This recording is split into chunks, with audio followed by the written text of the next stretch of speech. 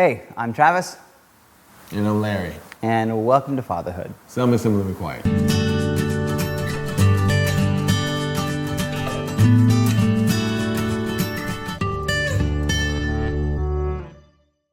Now today, we're going to be answering some tweets that people have sent in to us about our experiences of being a father. So again, we're not so much a how to be a father, more of just sharing what our experiences are and what our thoughts on these questions would be. So, let's begin. Yes, and I want you to, one thing, I know it's confusing, we look exactly alike, dressed the same, but we are different. We are. He's much taller than I am. I'm still ruggedly handsome, but that's it. Forgive us, I'm fighting through the flu. Yeah.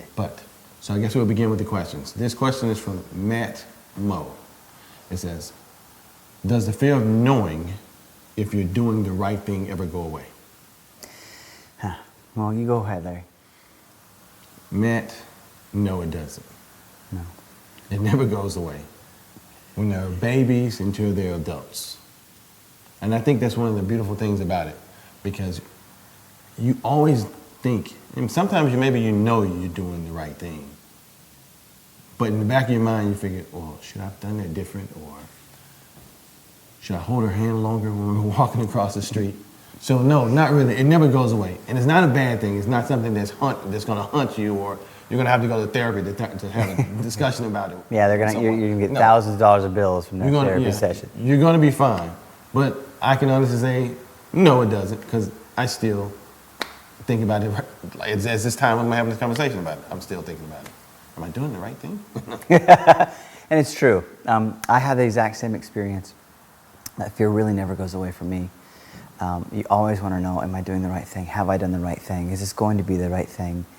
I don't think that ever goes away, and I'm not necessarily sure that's a bad thing. Because it kind of helps keep you on your toes, keeps you honest, grounded, because you're just simply doing your best to make sure your daughter or your son are growing up to be the very best person that they can be. Not what you want them to be, but what they can be, per se, if that makes any sense. All we're trying to do, or all I'm trying to do, is give them the tools to be happy and healthy, and as successful as they can be in life. The rest is going to be up to them. So, yeah, sorry, it doesn't go away. But thank you for the question. That was an awesome question. So, next question is, I will take a look. Okay, this is one of my favorite. I love this Twitter handle. It's I am the doctor _now run.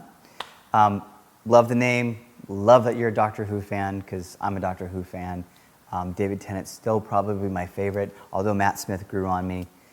But unfortunately, being a dad right now, I'm not been able to see the new Doctor. And I don't know what the hell he's talking about. No, but I actually seen Doctor Who. But I like him anyway. Yeah, I'm a late Doctor Who bloomer. I didn't see Doctor Who starting until 2009. I think that's about right. That's when Christopher Eccleston came back and they rebooted the series. But I know the next time I watched it, it wasn't the same guy. And the new guy, he actually looked like Frankenstein without being made. He had a black head. But I'm not saying he's a bad. Oh, that's Matt Smith. Okay. That's Matt Smith. He's a bad doctor? No, he's good. He was a younger guy, blondish hair. That's Matt Smith. He was good. David Tennant's still probably one of my favorites. And they have another Peter Capaldi, I think is his name. Anyway, we're getting off the topic, but we're clearly geeking out over the name. So I love the fact that you like Doctor Who. And I'm going to read it. The question is, do you find yourself getting emotional at things that you never would have been emotionally about before becoming a father? Yeah, because quite frankly, it would be odd if I went to a concert of another child and started weeping at their thing. No, I'm kidding. But yeah. Oh, yeah. Definitely. I think you do. Like, you see those YouTube videos. You know how many people post all that stuff on Facebook. Yes. And their fathers and their daughters and their fathers and their sons and stuff like that.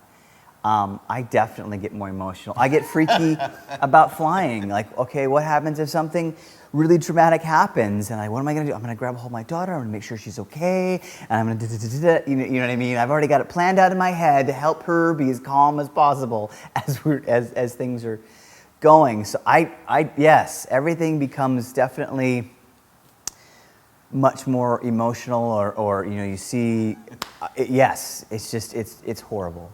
Very It's true. horrible. Very true.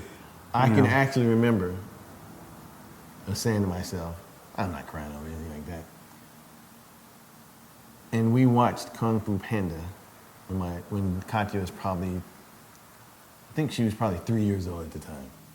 And there's a scene with the turtle, the master, See, when he yeah. passes away in the petals of and I'm sitting there with Katya, she's bawling, and I'm like, it's okay. His spirit still lives on, Master Shifu. so I'm like, I would never cry at the Kung Fu Panda movie when all this stuff, and it is true. You see your daughter. I even get emotional with Travis' daughter. When we're at the park playing, I see her slide across the little zip lines. The zip lines, and she's just laughing. I'm like, oh, like that is just great. And you find yourself watching your children. Yeah. You're with them all the time, so they look the same.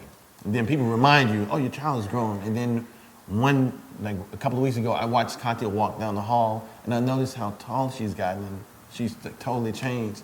And I damn near cried. I was like, my daughter. But it's true. You do. But I think that's just because you're pretty invested in. Yeah. You have helped to create a life. Granted, most of the time you just did the fun part, and mom did all the work.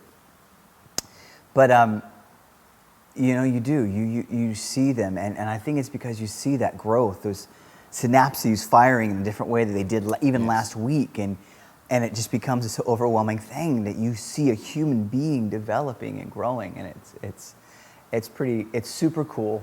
It's utterly amazing, and can be quite heartbreaking at the same time. And But Dr. Run now, I know you didn't ask this. I'm the doctor _ now run. Okay, now run. I know you did not ask this question, but sometimes it can be emotional draining. She can cry about little things, and I'm like, I can't cry anymore. And I'm like, can we please just stop crying? Can we work something out with this? Yeah. Yeah, like, we didn't mean to run over the cricket. No. It's true, and it's because they get emotional. You get emotional because you know that they're feeling it. So yes, there are a lot of things to get emotional about. Yes, we do. I definitely am more emotional about things after having kids than before, for sure. Like, I never thought I would cry to have At a turtle turning into flower petals. Yeah, that. And I never thought I would cry at the end of the night when I have like some time to myself and a cold beer, and I'm like, I got time to myself and a cold beer. I'm gonna enjoy this one. I get emotional over that now. There you go. So, and so emotions can be good too. Yes. But all right, awesome question. Thank you so much.